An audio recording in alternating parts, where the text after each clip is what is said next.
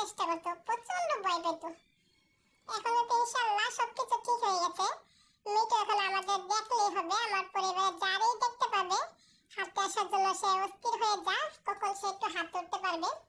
আর আমি তো ওরে সবসময় খাবার দিয়ে থাকি, যখন আমারে দেখবে ওর সামনে গেলে আমার দিকে পা বাড়াবে আমার হাতে ওঠার জন্য। এটা তো ফিমেল পাখি, আমাদের মিঠু, মিঠুর সঙ্গিনী, তাই না মিঠু? মিঠু আর মিঠু কিন্তু আনইজি ফিল করতেছে যে এতদিন আমার এত আদর করতো, এখন নতুন করে কারে নিয়ে আসছে আমার বাসা। মিঠু একটু পর বদলে ঠুকুর দেওয়ার জন্য চেষ্টা করে, ঠুকুর দিতে যা অলরেডি আসে এমনি নতুন পরিবেশে।